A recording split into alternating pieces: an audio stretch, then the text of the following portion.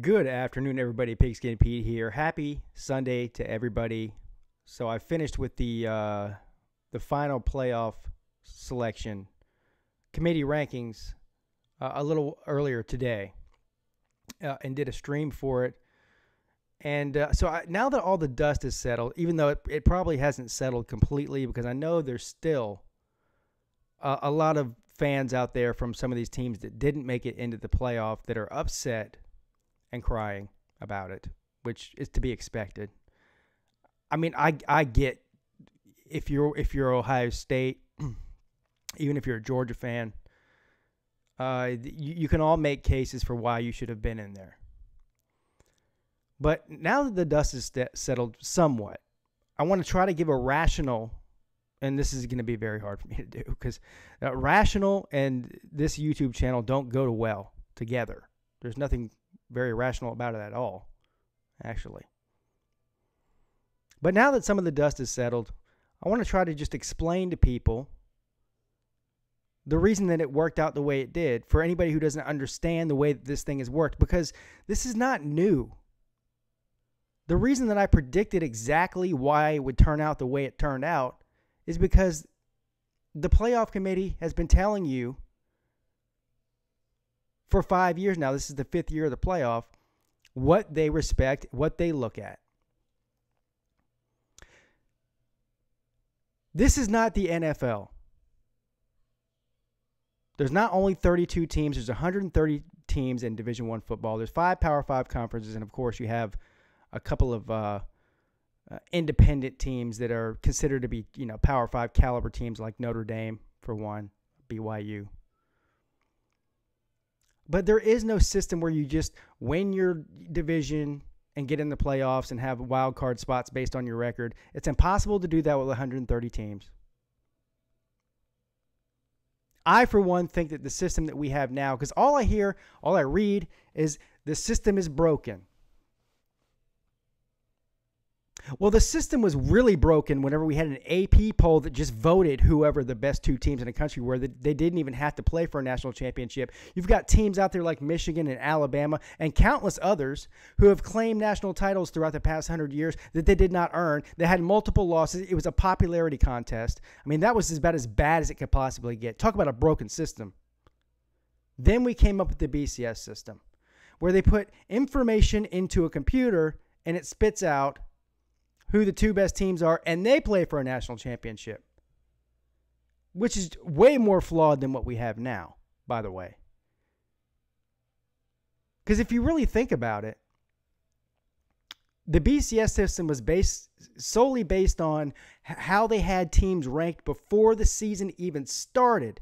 So if you're an Alabama team and you're ranked number 1 going into the season, then a team that beats you in week 3 or 4 or 5 or 6 or whatever gets the credit for beating a number 1 team, but maybe Alabama was not the best team in the country coming into the season. It's all the computer is not biased like people are, but the computer is only as good as the information that people put into it. Garbage in, garbage out. I learned that in 3rd grade computer class.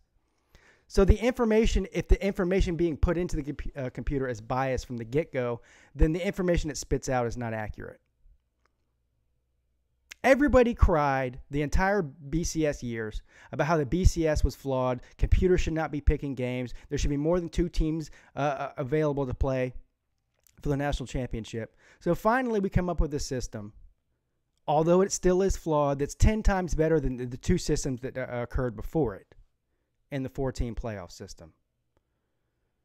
Now, if you want to make an argument that there should be more than 4 teams in the playoff system, I'm willing to listen to that argument. I've said before, I think 6 teams is more than fair. This 8-team, 10, 12, 16-team playoff system that everyone's vying for is nonsense. It would be, you're trying to make things like the NFL. The things that make college football great. The thing that makes college football, in my opinion, way more compelling than the NFL is the fact that every single game that you play every single week matters. And this is exactly why Ohio State is not in the playoffs this year. because of one single game. It wasn't the fact that they lost the game, because most years in the playoffs era, teams do have a loss. I saw a comment on Twitter that some broadcaster made, and said that the playoff committee has never rewarded a team for a bad loss. And he got killed in the comments. Well, Syracuse lost last year, and they ended up number 1 seed going into the playoffs last year. I mean, I don't know if these people are thick in the head or something. I don't know what they don't understand about this. It's not rocket science. It's actually a pretty simple system that they've developed here, which is why I'm able to predict it. Is Syracuse a bad loss? Yes, it is. Syracuse was a 4-win team last year. What this guy meant by a bad loss is don't get blown out. Now, had Clemson lost by 30 points to Syracuse last year, they wouldn't have been in the playoff. I promise you. A bad loss is not necessarily a loss. A bad loss isn't even necessarily a loss to a mediocre team like Purdue or Iowa if you're Ohio State. A bad loss is getting your ass kicked in front of everybody by 3 and 4 touchdowns or more to a 500 football team. If Ohio State had not lost by 30 to Purdue, they would have got in ahead of Oklahoma, or at least it would have been a much closer debate. Now, the other thing here is that the fatigue that other fans are seeing, their hate for Clemson and Clemson and Alabama are blinding their judgment.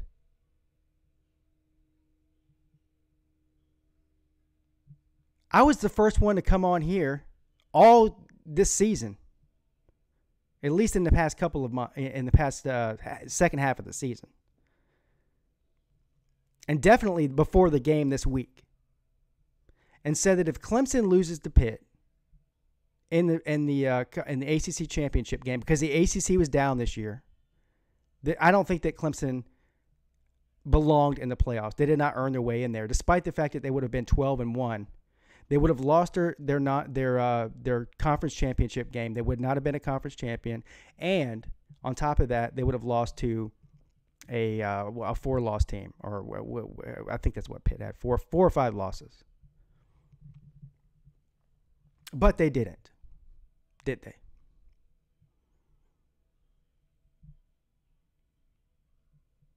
The narrative I see everywhere is just Clemson hasn't played nobody. Clemson hasn't played nobody. Clemson hasn't played nobody. Well, maybe they haven't played nobody, as you put it. But they blew more than half the teams they played out by more than 3 touchdowns. I mean, what more can you do? They play in a Power 5 league. They're not UCF. I'm not making a case for Clemson because, no matter how much you hate Clemson, if you think that Clemson isn't one of the top 2 or 3 teams in America, then you need to stop watching football and start watching something else. Anybody that knows anything about football can watch this football team play and say that they're an elite football team. And there's not a single team out there in America that would look forward to lining up against Clemson on any given week. I promise you, even Alabama. Now, Alabama might beat Clemson if they meet in the national championship game this year, because Alabama's an elite team too. But like I've been telling you, jokers, since I've been on YouTube, Alabama and Clemson are the 2 best teams in America, and they have been for the past 8 years straight. Clemson doesn't play nobody. Unfortunately for you, haters, Clemson has beat more top 10 teams than anybody in America over the past 8 years, except for Alabama, of course, because Alabama is the model of college football.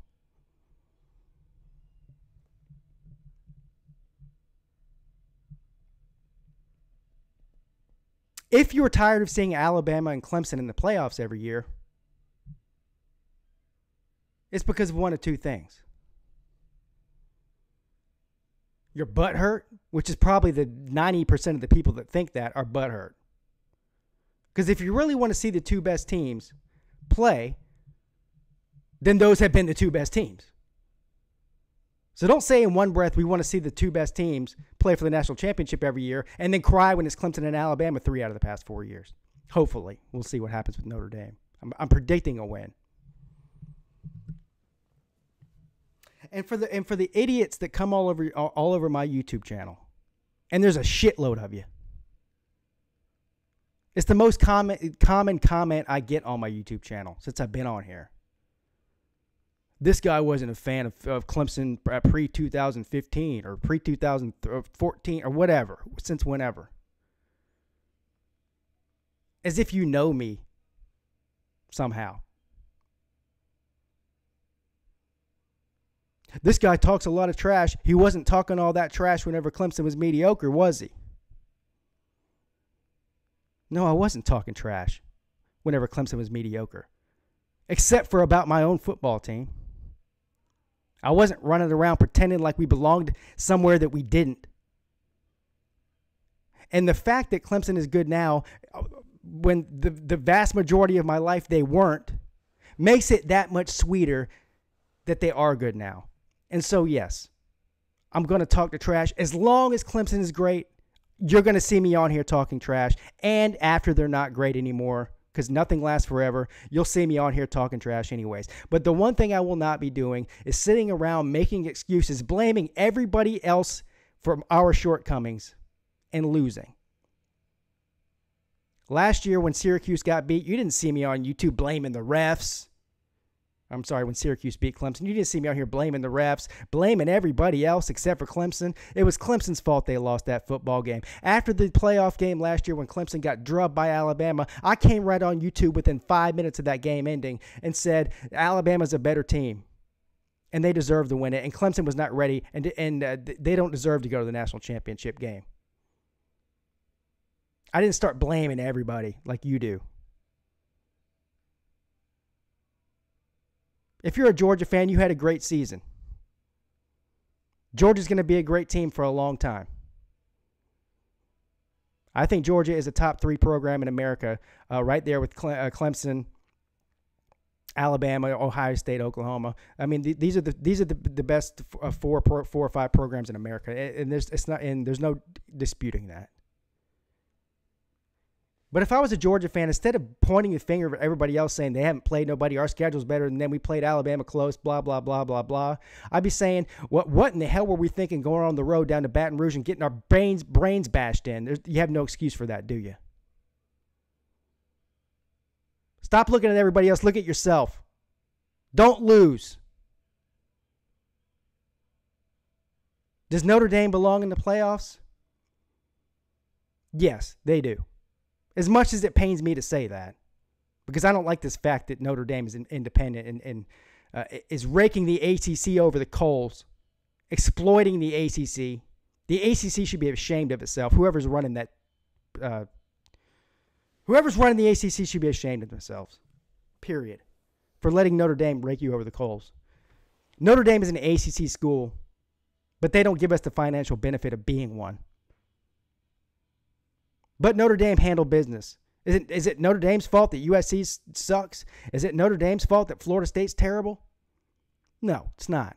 All they did was go out there and beat them.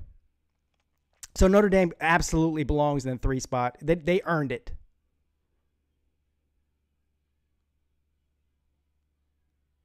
Obviously, Alabama earned it. They're 13-0. There's not a single league, as bad as the Pac-12 is, as bad as the ACC is, there's not a single team in America. If you go out there and play a Power 5 conference schedule, you're in a Power 5 conference, and you go undefeated, you absolutely belong in the playoffs, period. And for anybody to suggest otherwise is retarded. Maybe football's not your thing. Maybe you don't understand the way football works.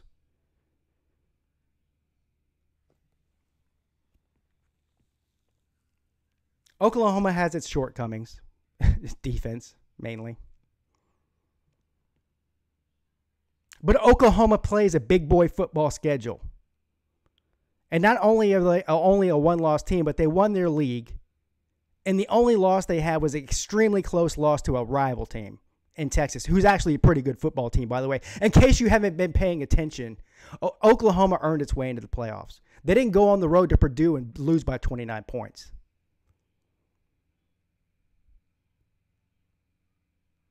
So why everyone's out there moaning and groaning and saying that the system's broken and this is a bad 4-team playoff, you've got short memories. Because me, as a lifelong football fan, I think this 4-team playoff system, whether Clemson was in the playoffs or not, has nothing to do with it, despite what you may think, is 10 times better than what we had before. I love it. I think it's compelling. I think the games will be good. And I think at the end of the day, at the end of the season, most importantly, because this is all that really matters in the grand scheme of things, the 2 best teams in America will meet in the national championship. Whether that's Clemson and Alabama, whether that's Notre Dame and Alabama, whether that's Oklahoma and Clemson, or whether that's Oklahoma and Notre Dame.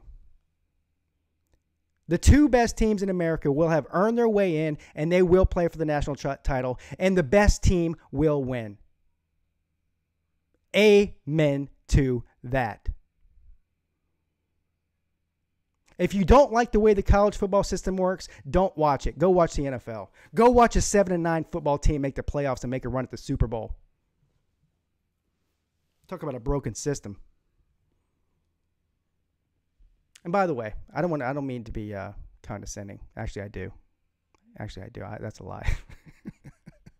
That's exactly what I mean to do. But all kidding aside,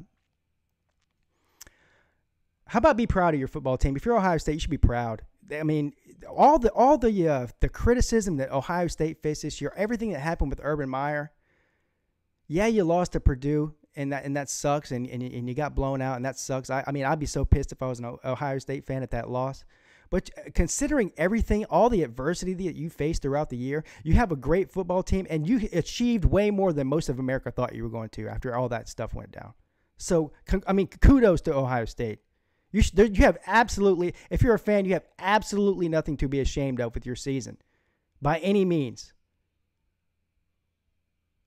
Since when did being a top 5 or 6 team in America it be a disappointment? That's a sad state of affairs. So I hope if you're an Ohio State fan, you're not disappointed. You shouldn't be. You shouldn't be. Same with Georgia. Georgia, I mean, last year came out of nowhere, almost won the national championship. This year, they lost so much great talent on defense. They came out this year looking shaky in the beginning. And then, I mean, all they do is go 12-1. I'm sorry, 11-2, and almost beat the number 1 team in the country for the SEC championship. Absolutely nothing to be ashamed about. Georgia's a great team, and like I said before, they'll be there for a long time. So congratulations to Georgia, and they'll play in a great bowl game and probably win it. I would expect they would. UCF. You don't get a lot of respect, including from me. At least you think I don't respect you, but I do. I mean, anybody who's a real fan of college football, what UCF has done the past 2 years is unprecedented. Even no matter what league they're playing in, they're an amazing football team, an amazing football program. I hope they join a Power 5 conference one day and get a chance to really prove themselves. I do. Congratulations, Notre Dame, on an unbelievable season. You went 12-0. And you belong to be deserve to be where you belong. Alabama, of course, congratulations to you. You faced a lot of adversity. You had a lot of the same quarterback controversy towards the beginning of the year that Clemson did. But nonetheless, you are the standard in college football. You deserve everything that you get. You've got probably the greatest coach in the history of all college football, and nobody's going to ever take that away from you. And you will be favored in every game you play in these playoffs. And I hope we see you, obviously, because I hope we win our game. And I hope that we face you, because if Clemson's going to win the national championship this year or have a chance to do it, I hope it's against the best team, the standard in all of college football. So kudos to Alabama. You are the standard. And the last but not least, my Clemson Tigers. For a team that I said before has been the second winningest football program over the past 8 years, we're the most underestimated team in America, and it's not even close. It hasn't. I mean, you would think by now, after everything that we've accomplished, that people would start to respect us. And I know there are a group of people, especially people that know football, do respect us. But there's a ton of people out there that don't still, which is embarrassing to them, not us. And the fact that so many people hate us and can nitpick every little thing about your program, even though all you do is win, shows you that we are elite, because they don't hate you unless you're elite. Nobody ever came out back in the 90s and called me a bandwagon fan. Nobody cared. I could have walked anywhere with a Clemson hat on, a Clemson sweatshirt. Nobody said anything to me ever. Now, if I go somewhere in a Clemson shirt, or I come on the internet, repping Clemson, all I get is hate. And that shows me exactly what they think about us. They're not only jealous, but they're scared. The vast majority of them are scared. They don't want to play us. They're jealous of us. And it burns their heart and their brain that they are not Clemson. A lot of them. They hate it. And that's just fine with me, baby. That's just fine with me. The more hate, the better. Bring it on. But to all my Tiger fans, to all the Tiger players, to all the Tiger coaches, to all the fans who were suffering through the 80s and 90s and early 2000s of an 8-8 football team or 8-4 football team, congratulations. I love all of you. Go Tigers. Pigskin Pete, checking out.